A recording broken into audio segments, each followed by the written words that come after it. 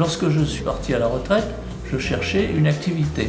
J'ai adhéré à l'association Agir et parmi les nombreuses activités qui étaient offertes, il y avait le parrainage. Donc je dirais que je suis devenu parrain un peu par hasard.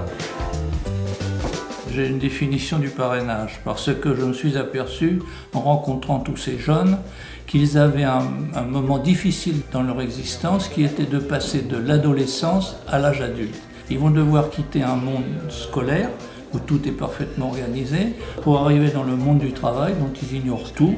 Et c'est là que nous intervenons, nous les gens un petit peu plus âgés, pour les guider au milieu de ces écueils et de ces difficultés. Et c'est comme ça que je conçois le parrainage.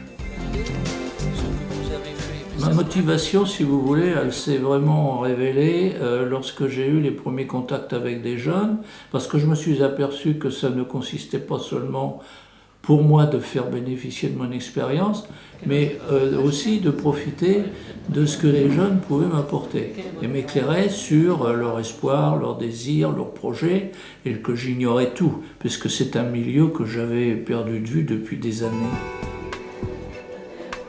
La première des étapes, c'est déjà d'établir un lien de confiance entre le filleul et le parent. Parce que mon point de vue, c'est que pour accompagner convenablement un jeune, il faut déjà bien le connaître. C'est-à-dire ça passe par des questions sur quelquefois sa famille. Y a-t-il des frères, des sœurs? Comment il en est arrivé à faire ce choix? Quel est son milieu familial? Et parfois aussi, moi je lui fais peur de mes propres expériences. Il faut qu'on soit, je dirais pas complice, mais qu'on puisse échanger sans retenue, que je ne sois pas un maître et lui un élève, mais qu'on soit, je dirais, en exagérant un peu, des copains, quoi. Si j'avais un message à faire passer, c'est de ne pas se poser en maître et en professeur.